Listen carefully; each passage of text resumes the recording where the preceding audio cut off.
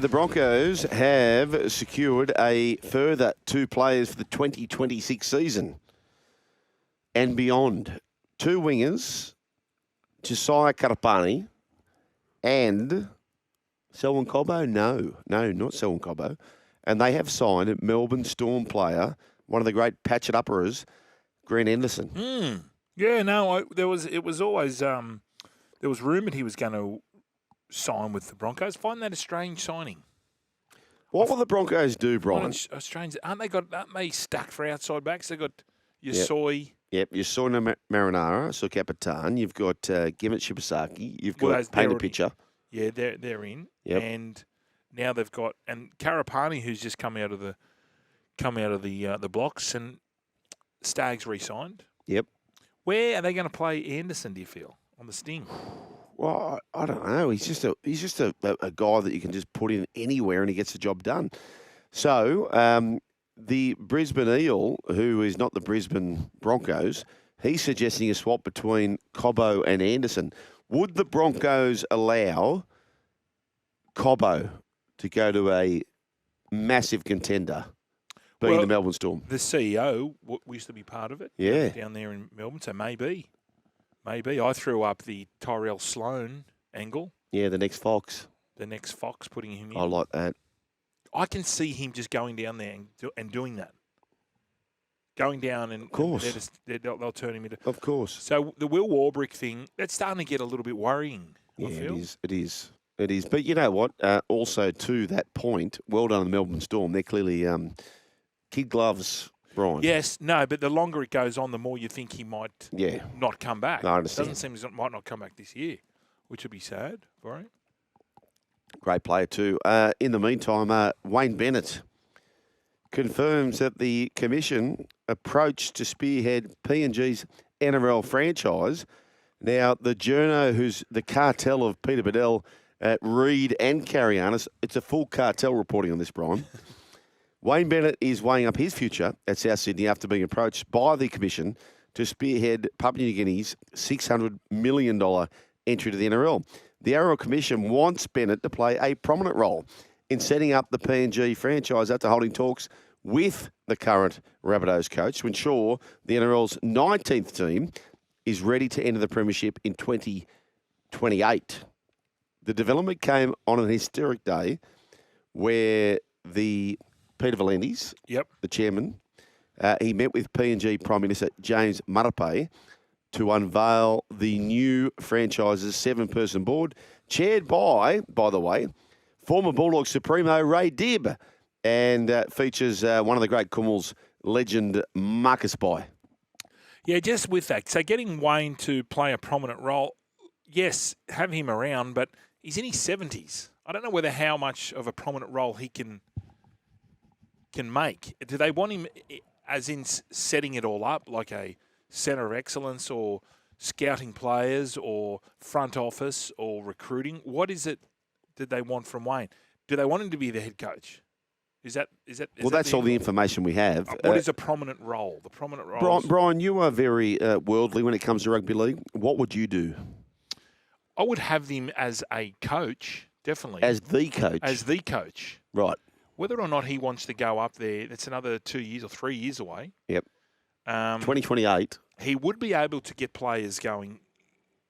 He is a good reason for why players would want to go and sign there. Brian, thing. He's a guy who's kept himself very healthy. Very healthy. Are you concerned, though, despite how healthy he's kept himself, 3 years is a fair way down the track? Does that concern you at all? It does a little bit. It does a little bit. But now, if he finishes with South this year, was he signed for... No, 26 he's got. So if he finishes, he's got 2 years going up there. I can only see him as being a coach. I can't see him going up there as in his 70s to set things up on the ground day in, day out. I don't think that would be a... If he's winning a comp, he needs to be in the photo, right? He's the guy. Yeah, he's the guy. Like, he doesn't even come back... Like, when he's at a club, my understanding is he doesn't come in till after Christmas. So any of the stuff, he goes, I don't need to... I need to I'll put all my efforts in after Christmas when we're about to kick off. This would be a huge job, setting up a new club and being up, and it's in a foreign country. I just find that you want to know what role he's going to play.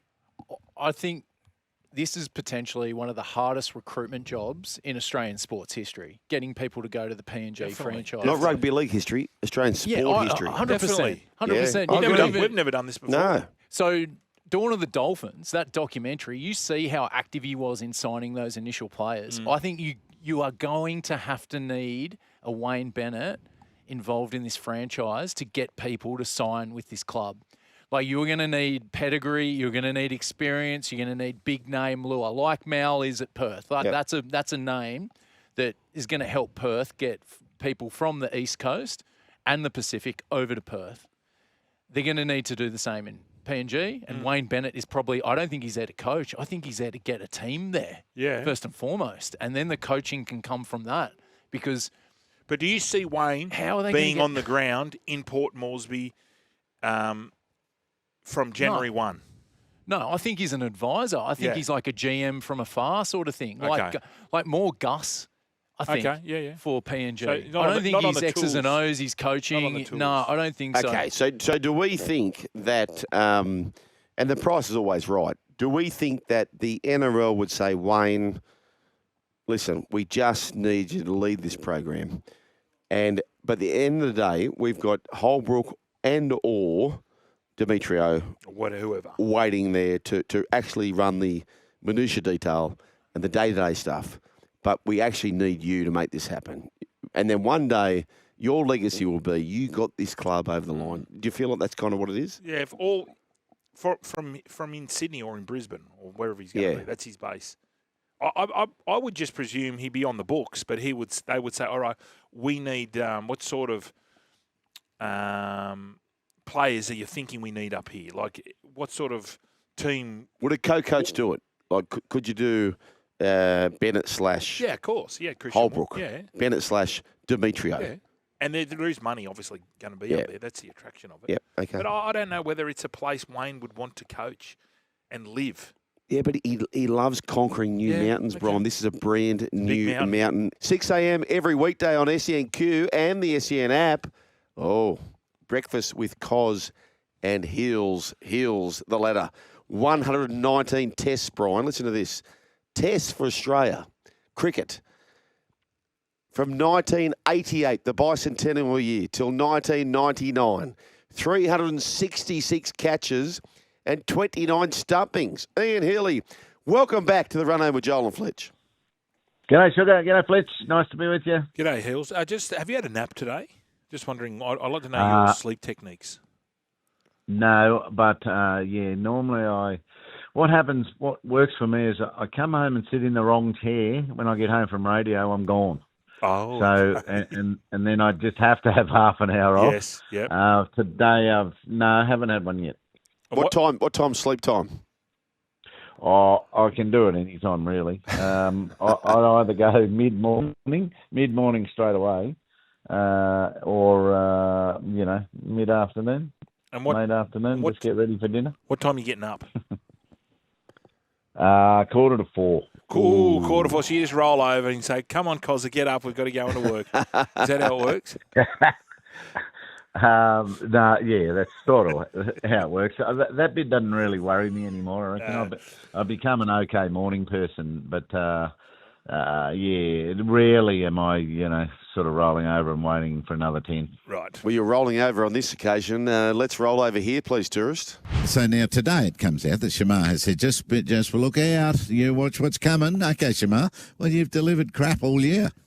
So he better improve. So that's what I'm saying going. In the dressing room. Why? Don't worry about him, mate. He's got real trouble. That's how we turn that around, I would imagine. You're not Curtly Ambrose, champ. Ooh. And I love the sermon. I love the chat, but you champed him. Yes. Even Corey took offence to that. He doesn't like that word. I know how to get him now. But I wasn't really getting up Shamar Joseph, but Corey sort of said, how come in cricket a senior player doesn't come out and support their junior player when they get sledged by an opponent? And I said, well, Sam Konstas wouldn't have even heard that until maybe today, where it's come out in the press. He hasn't heard it because he wasn't around Shamar's press conference. So in the dressing room, someone would say, hey, don't worry about this bloke. He's just delivered crap for 12 months, but rather than me actually saying it, but that's how the team would handle it. Just get in behind Sam Konstas and say, mate, if you bat all right here today, you might never get out because these blokes will be withered. And that's where Australia got to go tonight. They got to really get into the heart of the West Indies inexperience. They're so inexperienced, this team they're playing against. So let's see what happens. Heels, do you think we'll see Marnus ever again playing Test cricket? Yes, I think he's capable of that. He's 31, I think. So if he has, he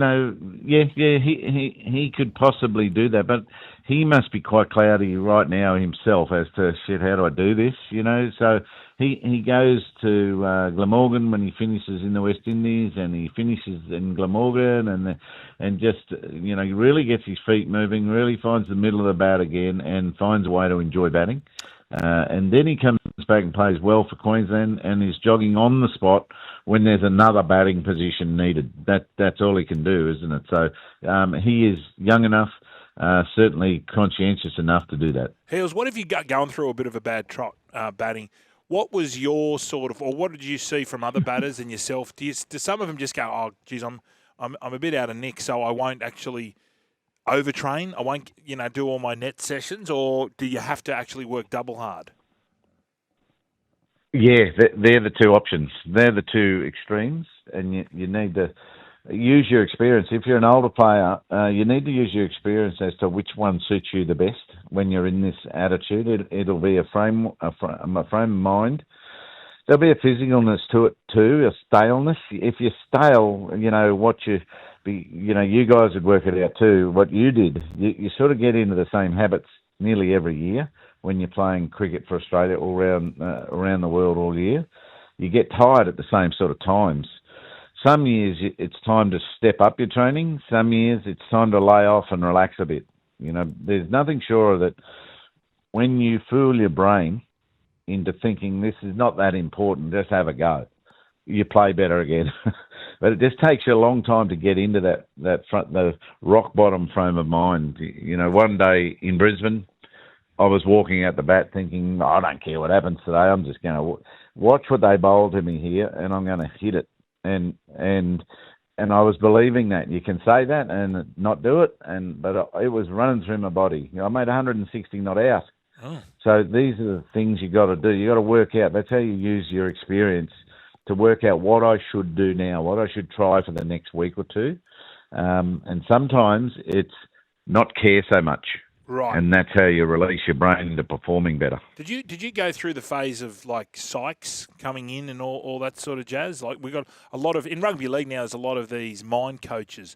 Was that big in your era? No, it wasn't. You knew where to get one. The one I knew about. He now calls himself a performance coach rather than a psychologist. Right. What are you thinking? What are you thinking? And you say what you're thinking, and then what do you think you should be thinking? And you go, oh, blah blah blah, and he goes, well, just do that. So and teach yourself to do that. Blokes who are having trouble kicking, blokes who are having trouble bowling, batting, all that sort of stuff. He just gets us to sort of come up with what's going wrong. Ian Healy, Australian great cricketer, Hall of Famer. When we have people like on yourself, and you're so used to these conversations and everyone's take, it's Ian Healy, the great, 3 series alone to West Indies when they were great. But I want to share this with you. So once upon a time, you were a kid who dreamed of playing for Australia. You have played 119 tests, let's call it 120. If all those games go 5 days, which clearly they don't all go 5 days, but that would say that you have spent 2 years of your life representing Australia. That is 2 whole years without a day off representing Australia. Ian Healy, that is so big, isn't it?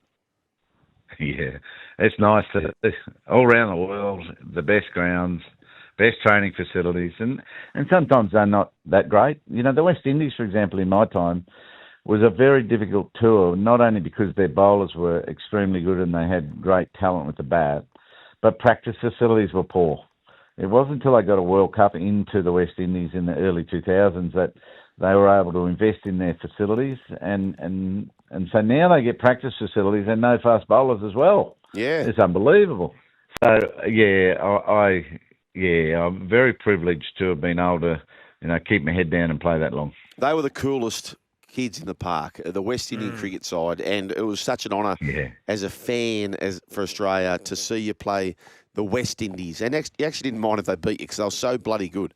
But what's your best memories? 3 trips, tours to the West Indies, Ian Healy. What are the things that pop out in your mind?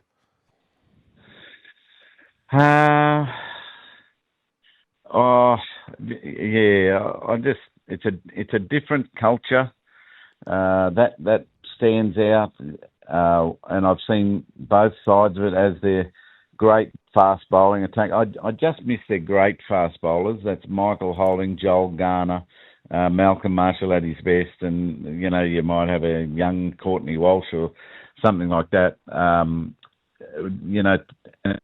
I've seen the West Indies people just get a little less confident in the 10 years that I was going there. In the first half of that, everywhere you go, you're going to get licked tomorrow. Like you get in a cab. You get in a cab to go home. You're walking around. You're doing a run. You're out and about. Yep. And they're all, we're going to lick you tomorrow. But they regarded you, And then they got a little bit less confident. Just their rhythm, their just general commitment to the rhythm of life, I reckon, is different. On the field, the red Jamaican wicket, I don't think it's the same these days even. It used to be like a shiny red tennis court. Yep. And then they'd Roland paint Garros. the lines on it and off you go. It was like a ballroom dancing floor for the first couple of days until the spikes broke the surface up and then it really spun. So Jamaica, and that's where Stephen and Mark Warne made their hundreds together and got a partnership together that enabled us to win for the first time in 15 years. The West Indies had not been beaten for 15 years home or away from 1980. So we got them in 1995, and we should have too. Their team had changed enough for us to be favourites to win that series. But yeah, we did it at least, and that was a nice time, I reckon, celebrating the Frank Worrell Trophy. Let's just go back to Sam Konstas because Shamar's going to have a crack at him. Yeah. Were you of the opinion that he should have been picked in the World Test Championship? Yes, I would have liked to have seen him get picked, but that meant they had to drop someone. So were they going to drop Marnus? No, I quite like their philosophy. As Marnus had played every game in that 2-year period, so every game leading up to a 2-year grand final, you sort of will give you a chance to get it right. So I didn't mind that philosophy. I think Sam should have played against Sri Lanka, in Sri Lanka. I worry on what we've done to our future as the selectors. That Nathan McSweeney, he's touted as a future captain.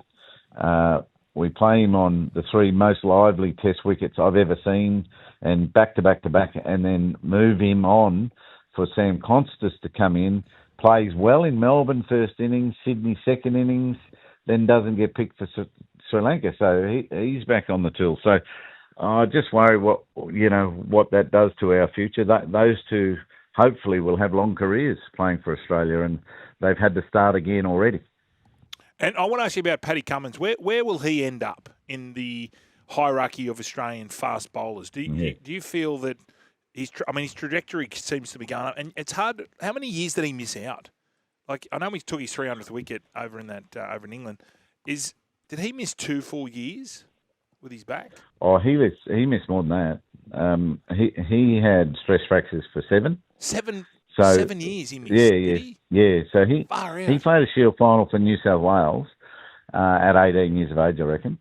Now, and he bowled 50 overs. If he was in club cricket or any other cricket, even Shield cricket, he wouldn't have been able to bowl more than 19. In that day. So anyway, he then created back fractures, and it took at least till 25 to be right and in this team. So he's younger than we think. Starkey and Hazelwood are closer to 35. I think they might be 34 and 35. Paddy's 32. So he's got a bit left in him. Now, what's happened in this bowling attack, I think this bowling quartet we've got with Nathan Lyon in there has been the best Australia's ever had. Wow. So what they do is they pinch wickets off each other. They pinch wickets off each other. So when Paddy or Starkey, he's nearly up to 100 tests. I think he might be sitting on 97. So if he plays these three over here, he's a 100 test fast bowler. And he got rested a lot in the early years, so he could have more by now. But the game will say he might have broken down more by now if that was the case. But so the great West Indian attacks, like Joel Garner, for example, Malcolm Marshall, they're dropping down the list of these great wicket takers. Malcolm is like 375 wickets, and he was up against not an opponent, but he was up against Joel and Courtney and Kirtley and all stealing overs off him, and the chance to get more wickets. So we're going to have to consider Paddy a little differently when he finishes. He might have 500 wickets, not the 300 he's just got. But how does that stack up with Warne's 700? And how does that, and McGrath's 500 odd? So it's difficult. But right in the very top echelon that Australia's ever had. We don't get to experience this. You have, Ian Healy. But can you take us to all of us who are listening? Here you are in the West Indies, one of your 3 tours, and you're marking centre, and you have to face an over from either Malcolm Marshall, Curtly Ambrose, Courtney Walsh, Joel Garner. Who's the last one that you want bowling to you for a whole over? I think Joel. Joel is 6'8" and with a big frame to match that height. Curtly's same height but skinny and leaner. Courtney's same, but Joel bowled a heavy ball. And when I played him in Bermuda in over 40s, and it was still bad enough. So really? Yeah, I never played him, in a test match. So he averaged, I think, 20 or below in one-day cricket and test cricket. Wow. And does Joel Garner get thrown up as the best quick going around ever? No, because he's slipped down and his total wickets aren't right up there. But I just think him. I think excessive bounce from a lively pace. Let's say he probably bowled 140. That bounced and hit your bat very harder than you thought it was going to, and he was athletic and fit and hungry, and a great fielder in the gully. So I just think he was one of the great competitors. Malcolm's the fastest we've faced, but Malcolm didn't sort of care that much at bowling to me.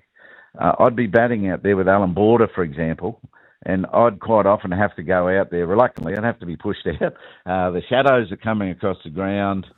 The second new ball's due. Malcolm is firing up, and he's bowling to AB. He would give it to AB, absolutely pepper him, and then bowl some extremely wasteful half volleys on leg stump to me. And I'd go up to Alan Border and I'd say, "Hey, AB, this is not that hard, mate. What's wrong with you?" Yeah. And AB had said, "Oh, have I got bounce me on my helmet or something?" So yeah, there were some funny conversations because Malcolm sort of certainly let off against me when he was more interested in AB or someone very important at the other end. What about you're up playing over there? I spoke to Steve Waugh once at a function. He said all you could smell was just marijuana everywhere.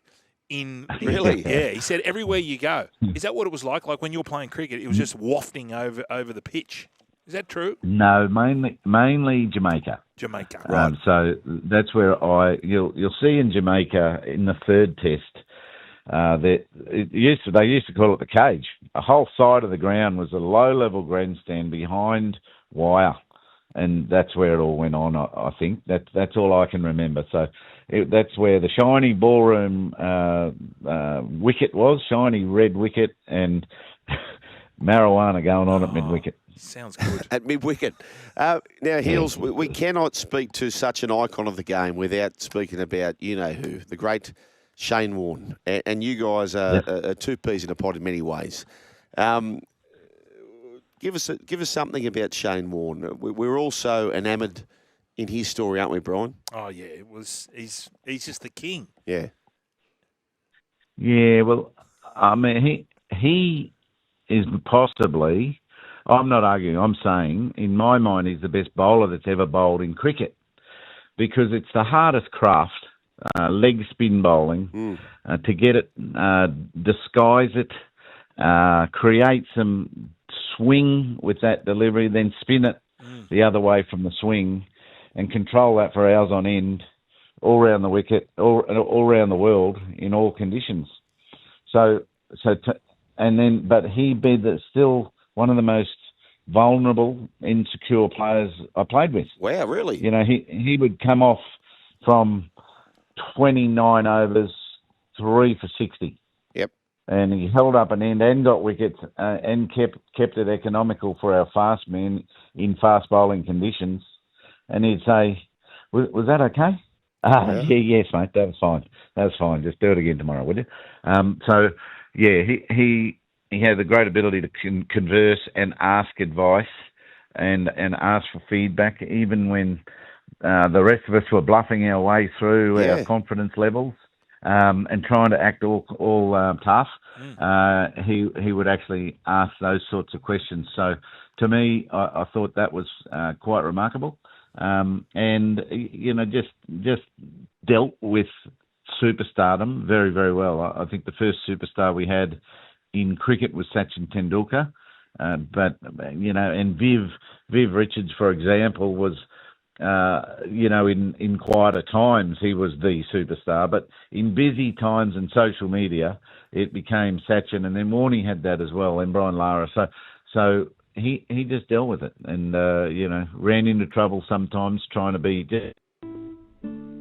Oh, What's that? we just lost Ian Healy. SEN's coverage of the first test between West Indies and Australia starts tonight. Hang on, that was a beauty. At 11:30 live from Kensington Oval in Barbados. You still there, Heels? That's up with the Jessica Biel story. Yes, I am. I think Perth are ringing me, but that's okay. Mate, you take the call. Thank you so much, Heels. We are so grateful for this chat, and the board's lit up, so thank you so much. And commiserations for Origin 3, mate. Sorry about that.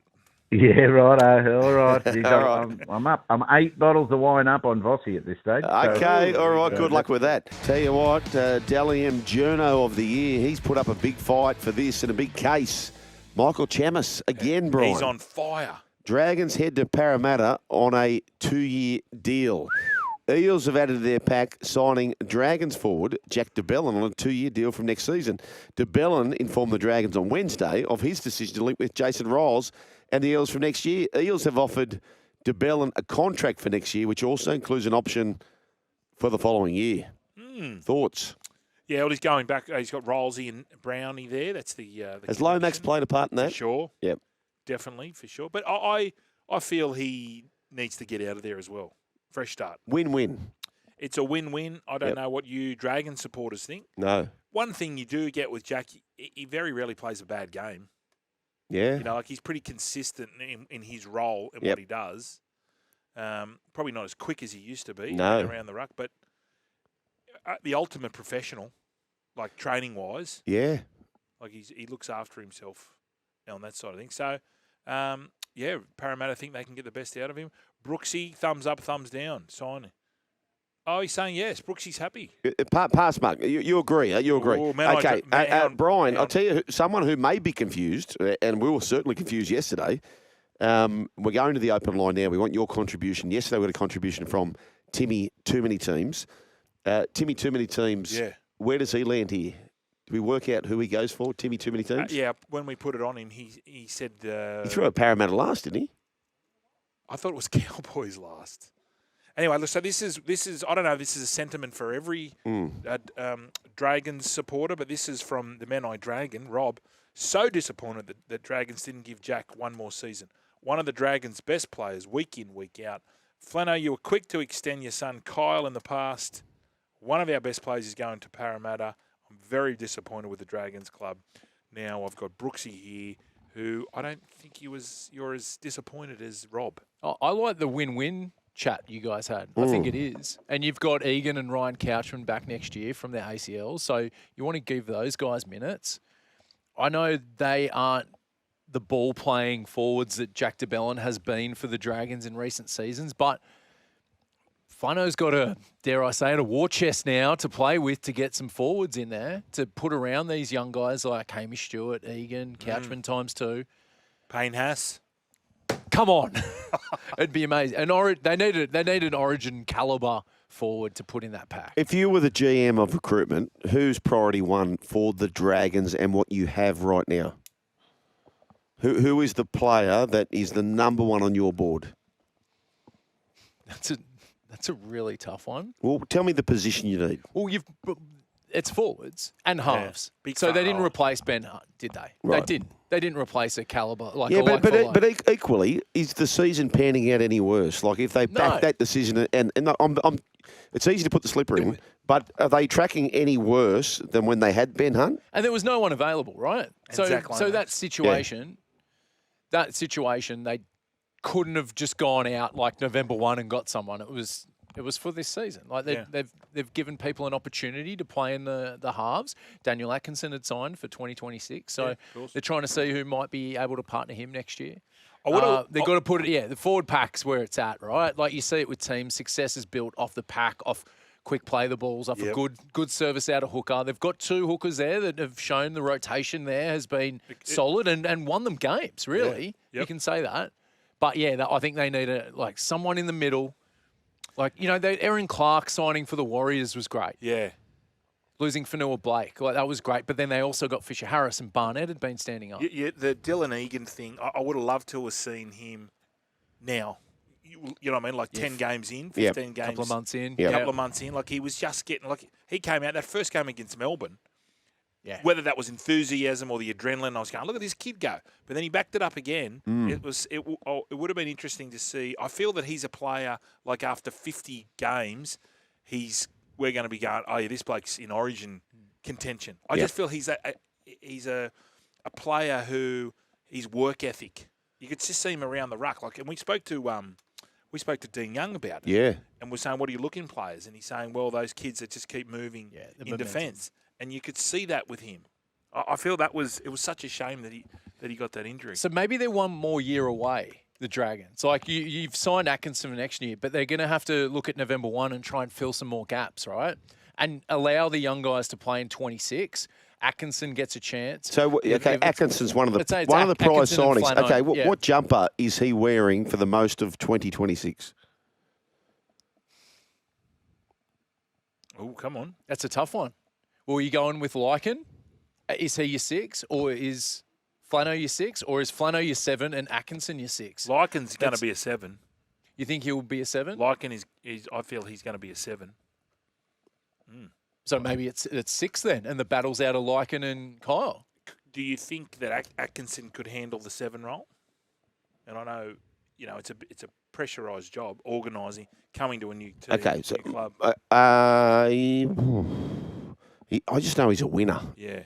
So Bengalir was a player who just won everything coming through, but no one kind of rated him enough. Yeah. And he kind of got bagged for his confidence early, but he's a winner. And Daniel Atkinson is a winner.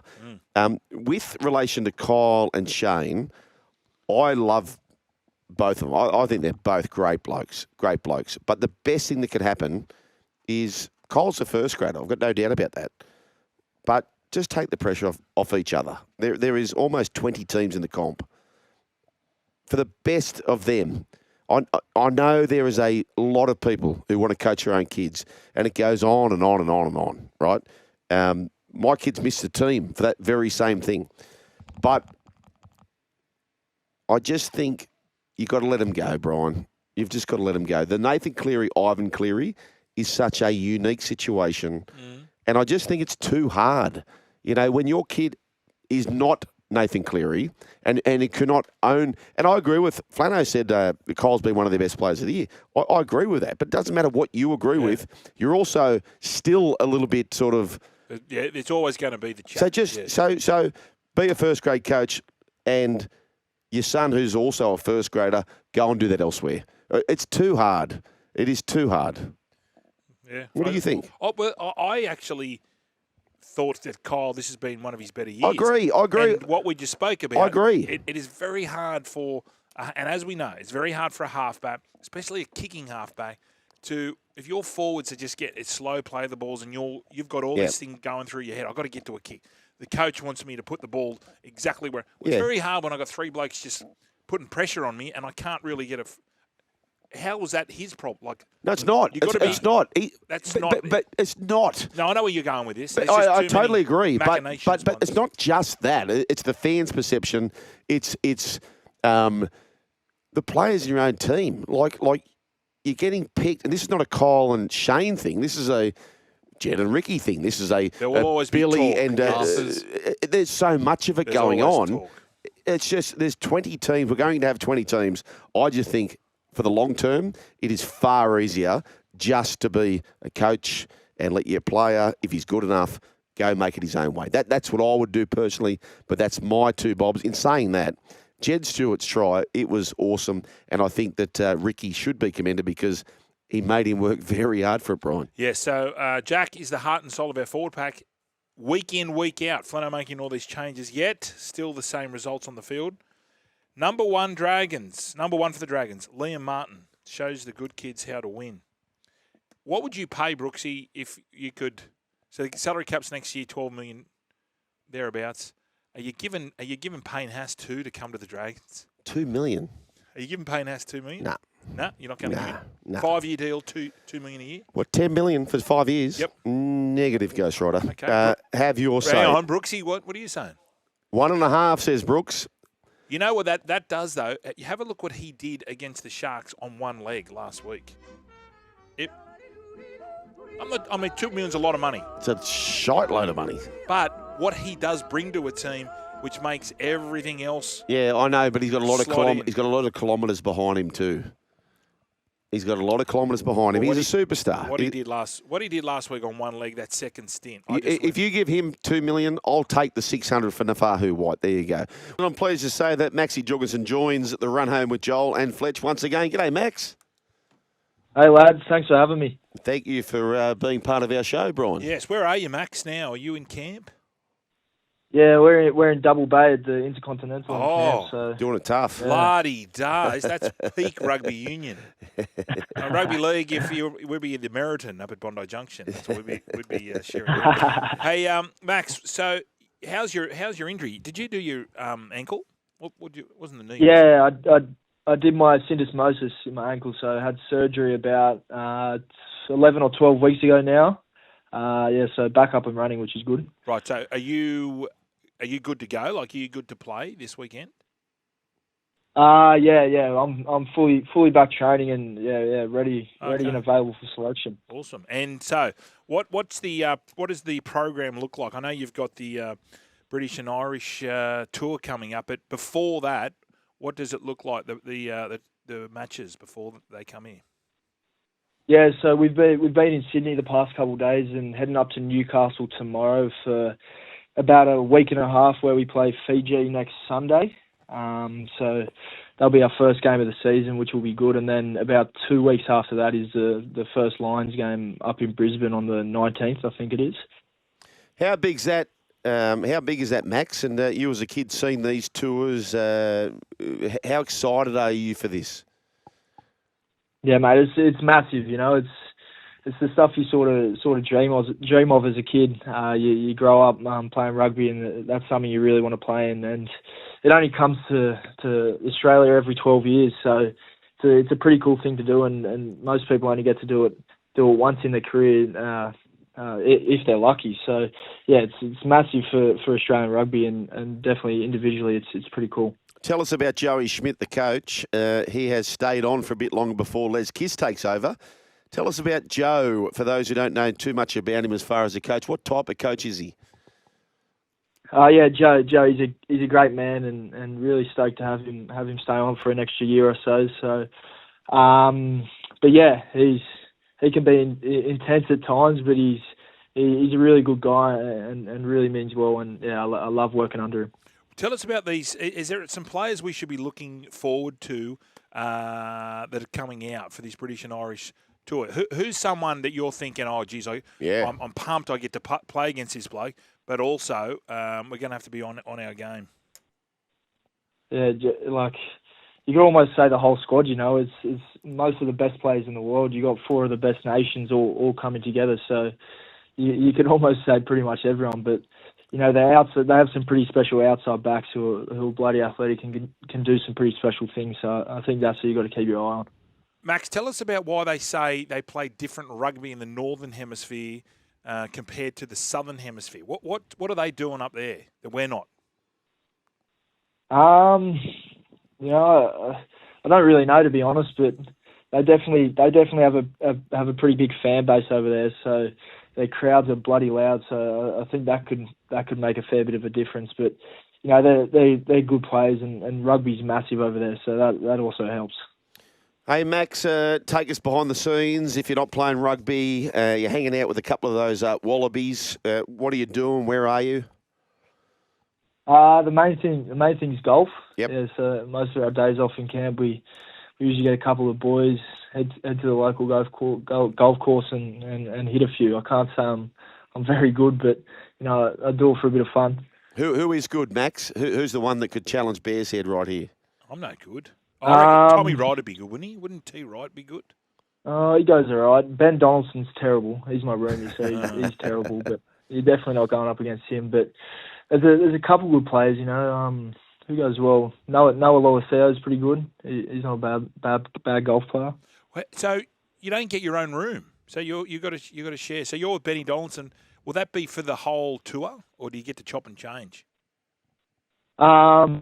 Sometimes we chop and change, but yeah, for the most part of the tour, I'll be with Ben and with him now. So what's he he's like? A good roomie. Is he like a good roomie? Is he thoughtful? Will he make you a cup of tea without you asking? Nah, he's not that nice. He's a bit messy as well, but for the most part, he's pretty decent. Right. What are the hygiene? What are the hygiene wrought? Is he sweet? Mate, he stinks. Okay. Yeah, he stinks. Yeah, Benny. Now, he is a bit Lionel Messi, Brian, but what about shows-wise? He must pick up in other areas, Max. What does he add to the team when it comes to maybe, we can watch this show, Max? Not much, to be honest. He doesn't give me much. He's sitting in the room with me right now. Do you want to put him on? Yeah, throw him on. Throw him on, Max. Throw him on, because we might ask him. Benny here D. He's on here. Okay, Benny D. That's not fair. I'm a great roommate. Don't believe what he says. All right, now Benny, because he had a crack at you, Jorgo. Tell us some of his faults. What's Jorgo? Well, tell us a couple of things that you like about him as a roomie, and a couple of things you could work on. He's pretty quiet sleeper, so I like that about him. He doesn't snore. Yeah. No, okay, no night terrors. No, he's pretty messy as well. He said I was messy, but he's pretty messy. I'm looking at his stuff right now, so. But yeah, other than that, I think he's a pretty good roomie. So I'm pretty disappointed that he didn't like me. Yeah, that's right. Now, do you when you have a roomie, sometimes after dinner, you will say to your roomie, "Listen, I might just get up and have a bit of alone time before you come up there." Oh, really? Well, yeah, well, what happens, Brian? That was our go. What do you doing any of that? Like, do you give him half an hour, 45, an hour? Yeah, Dono kicks me out most nights. Oh, Dono the dirtbag. Yeah. Dono the dirtbag. Well, do you know, boys, do you know much about Les Kiss? Because obviously he's coming in as the Wallabies coach. Have you met Les? Have you had a chat to him? I don't know too much about him, but he's been to a couple Wallabies training days and stuff like that. So I've met him a couple times, and he seems like a lovely bloke. Seems like a great bloke, and and looking forward to having him on the team. Are we back with Max, Brian? Yeah, that's Max. That's Maxie. That's Where's Maxie. Dono? Yeah, that's Max. Dono might have gone downstairs. Yeah, he's a Waverley boy, No, Dono. Dono's a Waverley boy. You scared him off. Yeah, we scared him off. You're staying in the Intercontinental. Tell us what what's the room service like down there at the Intercontinental? I imagine it'd be like caviar and oysters and all that sort of stuff. Yeah, we were enjoying some caviar last night, actually. So it was lardy. quite nice. You know what, Max? You're never playing league. You are never ever coming to league. You've just got the. I mean, look where you're staying. Yeah. You're going to go. You've been over to Europe. You're not. It's a shame because you would have been a good league player. Did you watch Origin? Did you get around and watch State of Origin as a team? Yeah, we weren't in camp at that time, but yeah, I watched both of the games. What'd you think? Yeah, the first game it was a bit not the greatest game of footy I've ever watched. I've definitely seen better Origins, but the the second one was it was pretty cool. It was a good comeback by New South Wales at the end there. It was unlucky not to get the win. Are you sort of getting, or the outside backs, all Wallabies outside backs, are you getting a bit itchy feet looking at Marky Mark, thinking, geez, he's going he's doing it quite comfortably in league. Any of the Wallabies outside backs thinking, I might jump ship to league? I don't think so. I can't say I've had many chats about it, but I don't think so. But Marky is going bloody well. I'm pretty stoked for him. He's killing it. Yeah, he's going good. I didn't realise he was that quick. I know, he's quick. He must have put on some speed because he wasn't that quick when he was at the Tars, you know. Oh, meow. I'd always have him. Hey, Maxie. I'm only joking. No, we know you're only joking, we're going to mate. clip that up. That's going to make the papers. That'll be the headlines tomorrow. And I think you called Billy Slater a grub too, I heard earlier. Max Jorgensen. I don't be putting words in my mouth. I wouldn't do that. Is it Jorgensen or is our producer here, the tourist, he likes to call you Jorgensen. Is it Jorgensen or Jorgensen?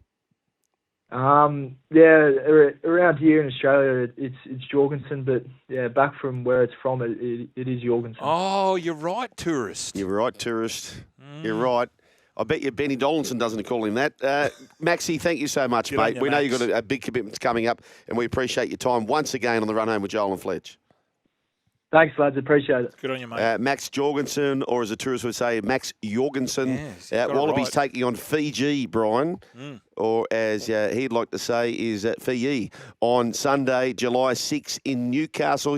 You can watch the Lions tour and the Fiji Clash live and exclusive on SEN Sport. The general world community have been les-kissed on the Shaminda, Brian, with a bloke who I think, well, it's not just him. There's an army behind him, including his dear wife, Healy Hughes. We're talking about the Mark Hughes Foundation. Mark was diagnosed with brain cancer in 2013, and the Mark Hughes Foundation mission is to raise much-needed funds for research to create awareness and support brain cancer patients and their families. And, Brian, we are blessed today because the man himself, Mark Busey Hughes. Welcome to the Run Home with Joel and Fletch. G'day, mate. Joel and Fletch, good evening. Good evening to you, Booze. Where are you at this present stage? Because I know you get around. We just arrived at Terrigal Plaza. Yep. I've been with the Big Three. They've walked 50 kilometres today. Yep. Yes. So day one of their Sydney to Newcastle trek. There's 70-odd trekkers. They're all in great spirits. It's a massive walk, and, the day one's over, and they've done an awesome job. Well, you've had a big day, Boozy, and every year you have, and you stump up, you put a brave face on, and you get it done. And we had Shelley Long. She started this morning at 3:30 a.m. Her son Josh was on the program last week promoting the beanies, Brian. So this movement is taking off. But what's the big bullet points in 2025, Boozy, would you say? Well, it's just another massive year where the NRL get right behind us, Joel, and from Sportsbet, who $1,000 for every try. That's been an amazing part of it. And I will once again put out that message to all coaches to put them tackle bags away this weekend. We want to see no defence whatsoever. We want to see running rugby league. We just wanted people to buy a beanie, raise awareness, and help what we're doing. We've got the Mark Hughes Foundation Brain Cancer Centre here in Newcastle. We've now got 24 researchers working there, which is just, from where we started, is unbelievable. We've got 100 researchers connected to our centre now. So much collaboration, so much teamwork. Just like rugby league, we want to be a team, and we want to collaborate and share ideas. And this doesn't happen without the NRL Beanie for Brain Cancer round. It doesn't happen without people like you guys supporting what we're doing. It really is a magical week. Hey, Booze, how long has it been going for? How long's the Beanies for Brain Cancer been going on for? Fletch, this is the 9th year of the NRL Beanie for Brain Cancer round. It's coming up to 10 years next year. And it's enabled us to, I think we're at about $35 million raised now. Unbelievable. We've sold over 1 million beanies, and this is just all about NRL. It's all about the community getting behind what we're doing, and we couldn't do it without this NRL tidal wave of support that we get every year. Brian, I shouted the beanies this year. It was my turn. Thank you, And they're great beanies. I'm wearing the grey one at the moment. Boozy, you've got the purple one on. And you can buy them yourself at participating Woolworths and IGA stores. But I happen to buy ours from at Lowe's. Yes. Oh, okay. I did not know. Is There you this a first? It's a with- first. with Lowe's, I don't know if Booze? it's a first, but it's the first time I've bought it from Lowe's. First time you bought anything. Booze. What other? Is this the first time you've had a collaboration with Lowe's? No, we've had Lowe's on board for quite a while, Fletch. Okay. They've been a great supporter. So Lowe's right across Australia support us with our beanies every year. They're awesome. So, yeah, it's a great way. Just go in and get your beanies and support us. So if anyone out there wants to get a beanie, that's the best way to do it. Or go to the games on the weekend, and our amazing volunteers will be selling at the grounds. Hey, Boozy, you're getting hammered with these requests, but you just keep flying the flag. So we're going to let you go very shortly, and we've got some stats which we'll share with the listening audience very shortly. But I want you to enjoy the night with people who have done the hard work for you. Just take us through the night tonight. For those who are getting behind the Mark Hughes Foundation, we're getting very close to Beanie for Brain Cancer round. It's amazing what yourself, Kirill, and the team have achieved. What are you doing tonight? So tonight we're going to be at the plaza here. The Laundry Group are great supporters of us. So we're here at the plaza. So there'll be a dinner. Some former players, Billy Peden, Adam Muir, Wade Graham, Joe Nullivow's here. So I'll have a good yarn to them. But just great people that want to dig in. And a lot of them have, they've got families. They've lost loved ones to brain cancer, or they've actually got brain cancer currently. Well, I'll mix in with them and have a chat to them. And, Luke and the guys that have started this, it really is a great thing. So I'm looking forward to a really nice night with those people. Then tomorrow morning I head back to the Big Smoke in Sydney and got a few things on there, and I'll be at the footy tomorrow night. Hey, Boozy, we've got a ream of notes here, which we're going to share, but I just know what it's like, Brian. Well, I don't know what it's like being Mark Hughes, but I imagine pillar to post, but you keep stumping up. We're going to get to all of this, mate. You go and enjoy the night, and Brian and I, we're sporting the beanies, and we are very fortunate that you've joined the run home with Joel and Fletch. And for those, as you said, Lowe's, Woolworths, IGAs, you can get involved. Buy the beanies, folks. And as you mentioned about Sportsbet, $1,000 per try. So, Boozy, if you're in the video ref bunker and a player's about to score a try and he drops it, let's call it only 30 centimetres, do you have try or no try? It's a try by me, mate. Absolutely. I'm actually in there this weekend. Yes. All right, beautiful. Mate, enjoy the in night. there, but I can't see you pair through here, but I can't think of two people I'd rather see with beanies on their heads than you pair ambassadors. So I'm sure they look scrumptious. They do look scrumptious. Booze, how many giant checks do you have in your cards? A bit like Happy Gilmore. What do you do with those big giant checks? I'm the modern day Happy Gilmore. I just drive around. I get the big checks. I put them in the back of my car, and I drive around and I get lots of big checks. Yeah. Hey, Boozy, you're a big check guy. Boozy, we promised you a very short interview, and we spent 10 minutes telling you we're going to give you a short interview. Boozy, have a great night, and give Billy Peden my best too. Give him a kiss on the cheek for me.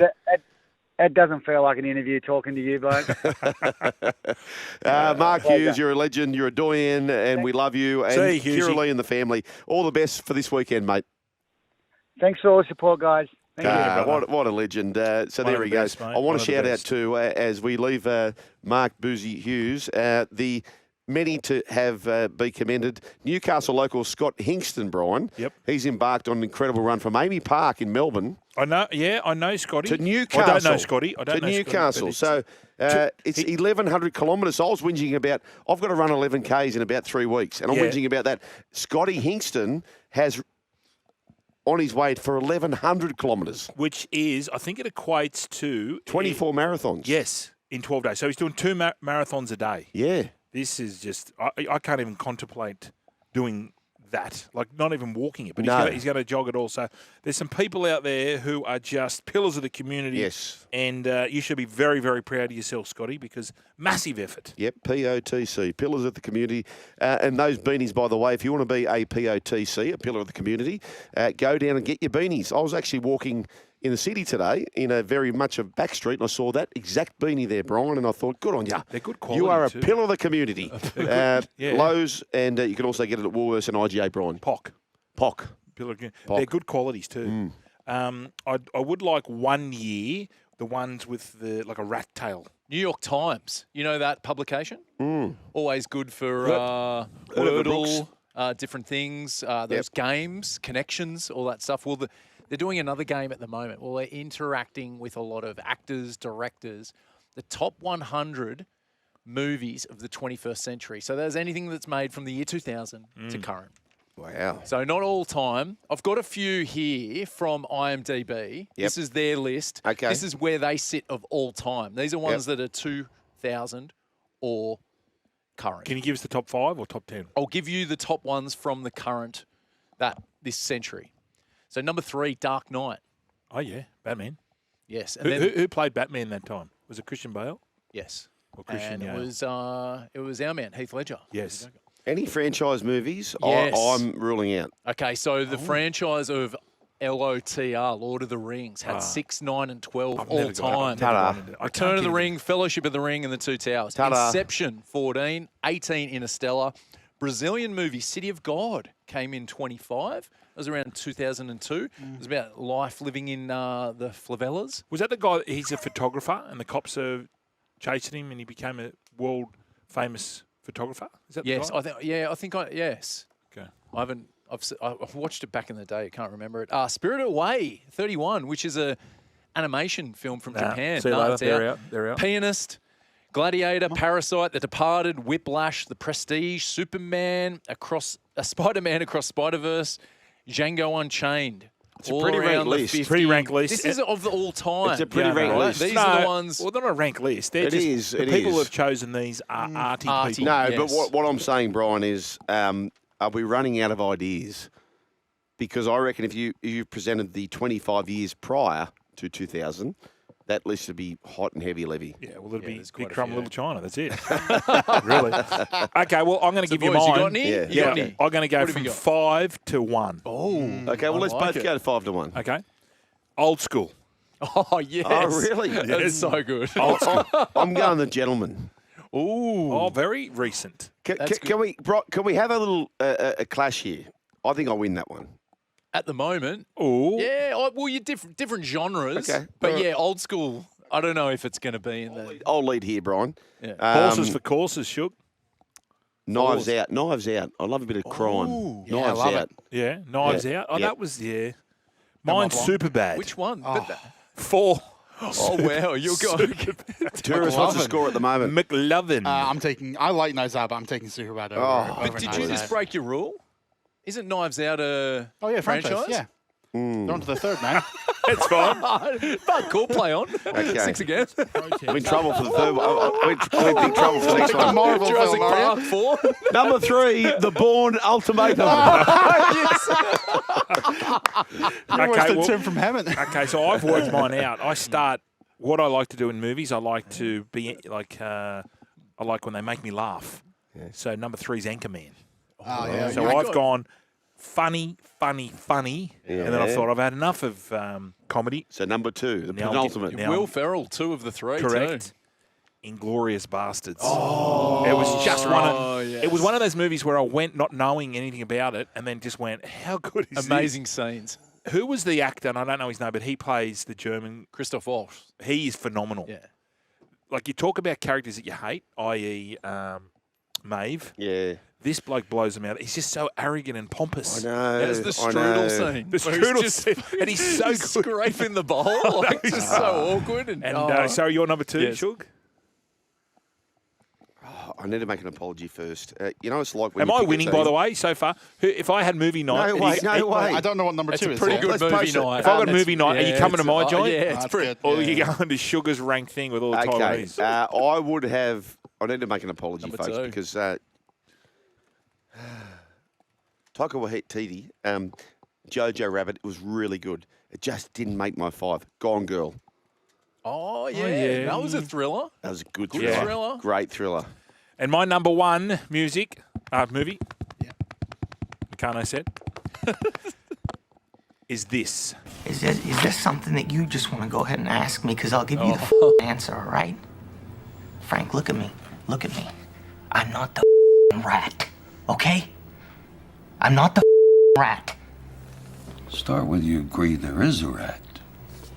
You said there is one, all right? The only one who could do what I do is me. A lot of people had to die for me to be me. You want to be me? I probably could be you. Yeah. Yeah, I know that much. But I don't want to be you, Frank. Heavy lies the crown. Great show. That's The Departed. Yeah, nice. Number one for Bears Heads movie night. Are you serious? Who's coming over for The Departed? Are you serious? Yep. So your number one is Yeah. DiCaprio and Nicholson. Yeah. Pretty poor actors. And a few Yeah. others. Anyway, Yeah. here's my number one, Terrace. Is there something that you just want to go ahead and ask me? Because I'll give you the Oh, you got it too, really? We're both number one. Really? Oh. Yeah, there we go. There you go. I agree with this. This could be Bears Heads movie marathon. Nice. Are you coming to mine? I've got mine. Who's there? But who's at your house? No one at the moment. What do you think? Top- Five, The Hangover. Yeah, solid. 4, Dark Knight. 3, No Country for Old Men. 2, Snatch. 1, Inglorious Hang Bastards. on. Whoa. Yeah. Protest. What? I would have had Snatch as my number one. Well, you Is that didn't. 2000? Yeah. Really? Yep.